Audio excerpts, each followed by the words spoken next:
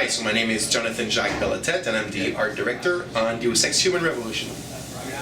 First off, thanks for the interview. I want to talk a little bit about the art direction. I noticed that you've kind of gone with, I think you guys are calling it a cyber renaissance. Can you talk a little bit about the art direction? Absolutely. So yeah, we ended up coining it cyber renaissance, which is I think kind of cool. It's kind of like our own little thing. I don't think those two words had been put together before. So the idea is, Cyberpunk has a lot of the transhumanist themes in it. And it's definitely one of the main themes of our game, transhumanism.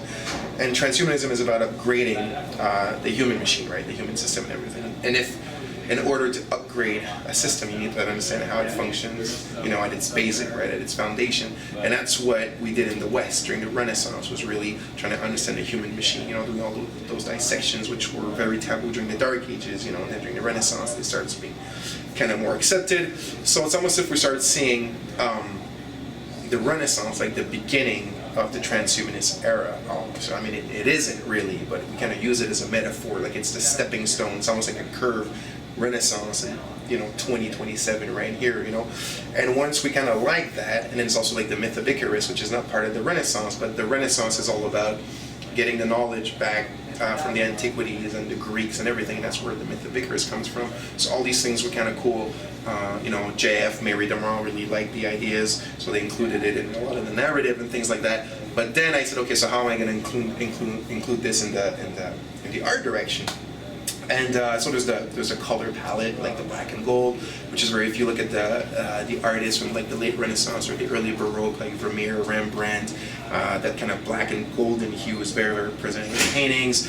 So we kind of used it, and at the same time it works because we said that the black is a bit like the whole dystopian thing, the whole kind of cyberpunk thing, and the gold is very kind of earthy or fleshy, which is so much about what we deal with in terms of motifs in the game. So it kind of all kind of worked out and things like that. And I think, what we wanted was to give a very specific style to the game, to give it its own visual signature that doesn't look like any other game, that actually makes a statement. And I think it was a great kind of tool, or great help into making that statement, which kind of draws a line in the sand.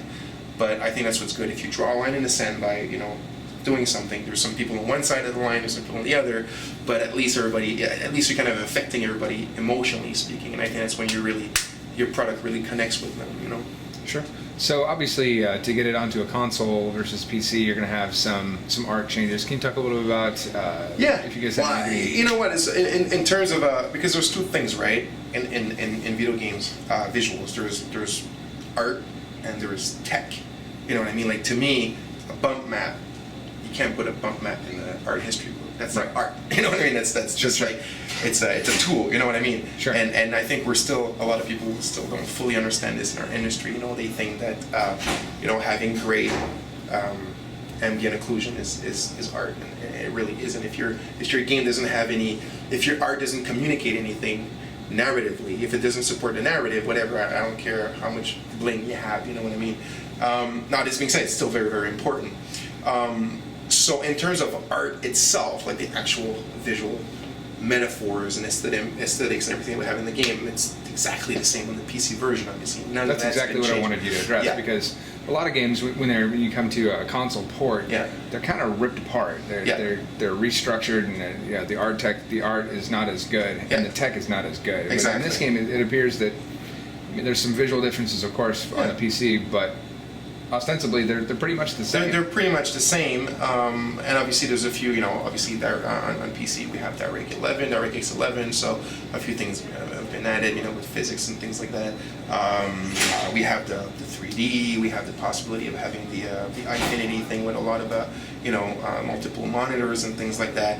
But I think the most important difference is that we made it into a real PC game. Like it's not the port of the console, and it's definitely not the port of the console interface. You know what I mean? It's probably a real proper. Exactly. It's a real proper PC interface. Which is quite a lot, just like Deus Ex 1. Really, we kind of blueprinted it over Deus Ex 1's interface with a little belt at the bottom, and your quick selection and whatnot. So, and I think it plays great. I love playing on PC. Like I remember the first time I tried it on PC when we first started it, the PC version. I was like, whoa, this is it. This is the native platform right here, Sure. baby, So I think those are the main differences, but in terms of the visual message, it's exactly the same, obviously, So talking more about the art direction, you can even see that in like the clothing that the characters have. Like one of the first characters you run into, I can't remember the female's name, but Megan. Megan, right? Yeah, she even has like her collar looks like a very Baroque type dress.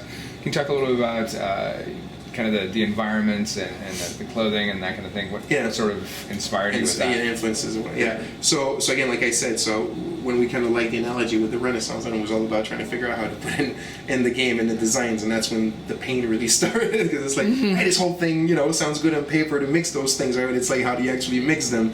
And it looked quite... and still have it look futuristic. And not only futuristic, actually these are the variables that ended up having it. It had to look futuristic, it had to look cyberpunk, it had to look Renaissance, and also it had to look contemporary. Like, I wanted people, and I think it worked out in the end, I wanted people that when they looked at them, like Adam's jacket, or also a lot of the ladies, a lot of the women's clothing, because it's actually easier to do fashion for women, because, men, we tend to be a little more conservative, whatever, so it's easier to be kind of more frivolous with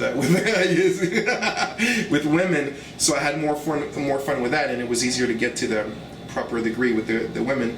But my point is, there's still some people that look at Adam's jacket, it's got a bit of the Renaissance in it, like his shoulders are a little poofy here, and he's got the slits in them, he's got the slight patterns here, and his collar's kind of high, he's got, it looks almost like more like a wool thing, but it's still kind of white and kind of curly over the thing, so it's a bit, again, like the ruffles, and it's kind of like an analogy to the ruffle.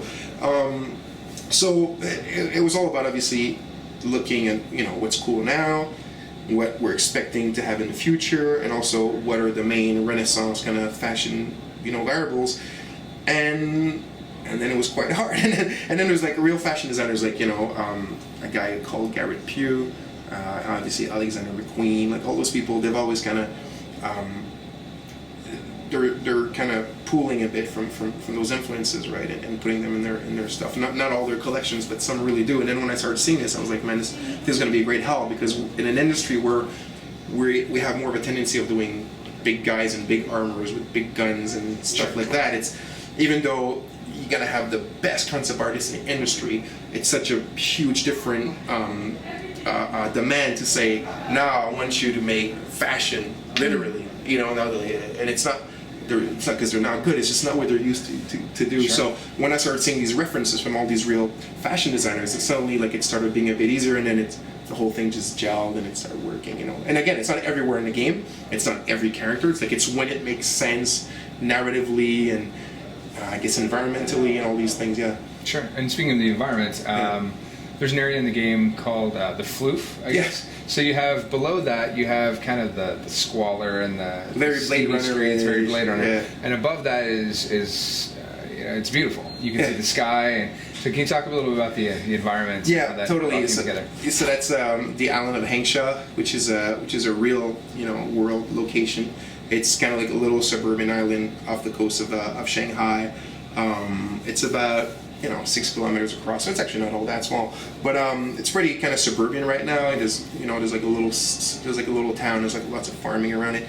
But the idea is that in 2027, it's kind of like the Silicon Valley of augmentations, if you want. So all the big companies, for augmentations, kind of like went there and conglomerated there, and they started, everything started like going fast, just like in Silicon Valley. Everybody kind of regrouped there, and then like it just kind of snowballed and everything.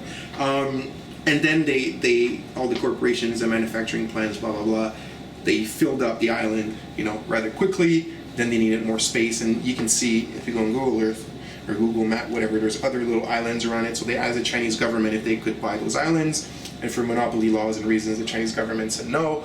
So all those cybernetics corporations said, well, what the hell, we don't care, we're so rich, we're just going to build a second floor and start, keep our expansion on that second floor. And that became the Pangu, I think it's called? The real name is a Pangu, which I'll let you guys figure out what it means. It's a real Chinese word, whatever. We explain it in the game. But the fluff actually comes from the development of the game, because when you're under, it's a roof, and when you're over it, it's a floor. So we're just joking around on the game and the development and calling it the fluff. So obviously the two words together. And we ended up, we said, hey, let's keep it in the game as a slang, even though it's called a Pangu. People say, oh, this goddamn fluff, Right. So yeah, and the idea comes from I mean, now I've just given you the actual narrative explanation in the game, but the idea first came from a mockumentary that I saw, which was about Hong Kong. And when you watch it, you don't know it's a mockumentary. It's probably the best mockumentary I've ever seen. And because Hong Kong is like, they have no more space for expansion. You know, they have the ocean in front of them and the mountains right in the back. So it's all about, they're going to say, we're going to build a second floor. And they film it, and they show like these huge pillars, which I guess they film buildings that were being built, but they tell you these are going to be the pillars, and you really believe it. And they talk to people that are going to be trapped under, and they talk to like architects that say what they're going to do over, what are the plans, and it's totally believable. And you're like, I can't believe they're building this stuff, right? And they say you guys do realize people under are not going to get sun anymore. And they're like, yeah, but it doesn't really matter. We're going to have pipes to bring air circulation or whatever. And it's like this complete crazy thing. Then I made my research after watching it, and it ends up being an actual mockumentary it was made by I think it was like a Swedish university to see how people react to other people's misery or whatever. Anyway, and then I saw that, and I'm like, let's do this, you know. And back then we were going to Shanghai, not Hangzhou, actually Shanghai, and we said we'll put a lid over Shanghai.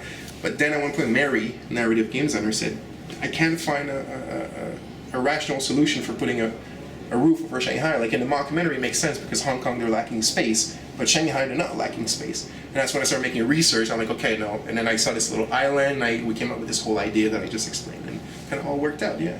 Very cool.